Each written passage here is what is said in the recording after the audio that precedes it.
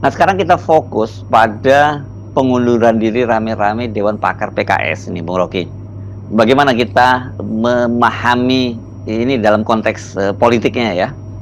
Dalam kasus PKS, tentu itu protes dari Dewan Pakar yang melambangkan status oversight committee. Jadi Dewan Pakar ini kan semacam lembaga yang secara formil bisa dibayangkan penasihat partai dalam soal-soal politik nilai itu.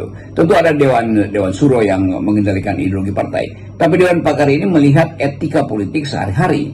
Jadi kalau Dewan Pakar ini, terutama mereka yang berkedudukan senior di situ, kebanyakan purnawirawan, yang saya kira salah satu tokohnya Pak Sunarko, Mayor Jenderal, yang menilai bahwa sepak terjang PKS itu tidak lagi mencerminkan hakikat berpolitik berbasis nilai.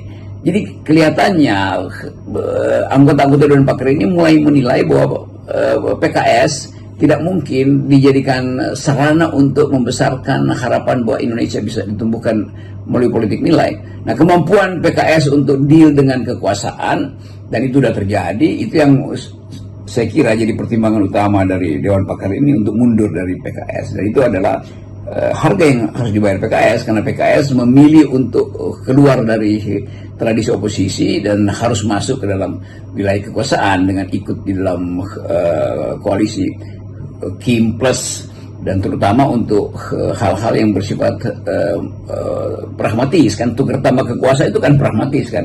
Jadi bayangkan misalnya bagaimana PKS itu sangat kritik pada Jokowi, tetapi kemudian bersekutu untuk mendukung Bobi Nasution, dan itu adalah pertimbangan yang pasti dianggap oleh Dewan Pakar sebagai oportunis atau bahkan pragmatis. Jadi kita mulai membaca bahwa PKS akan banyak problem internal, termasuk kalau PKS misalnya tetap memberi sinyal bahwa tukar tambah politik itu jauh lebih penting daripada mempertahankan konsistensi ideologis.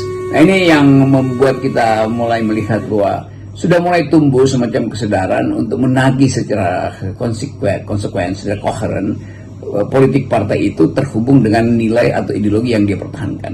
Jadi partai-partai yang dianggap pragmatis tentu akan ditinggalkan oleh mereka yang fanatik atau diehard dalam mendukung politik yang basisnya adalah ideologi partai. Kalau kita mengamati koalisi-koalisi di pilkada, bukan hanya sekarang ya, sangat terlihat bahwa koalisinya itu bukan bersifat ideologis, tapi lebih pada transaksional yang pragmatis. Padahal kan putusan Mahkamah Konstitusi nomor 60 tentang ambang batas partai-partai politik bisa mengusung sendiri calonnya di pilkada itu kan membuat partai politik itu bersikap independen dan ideologis dalam pencalonan.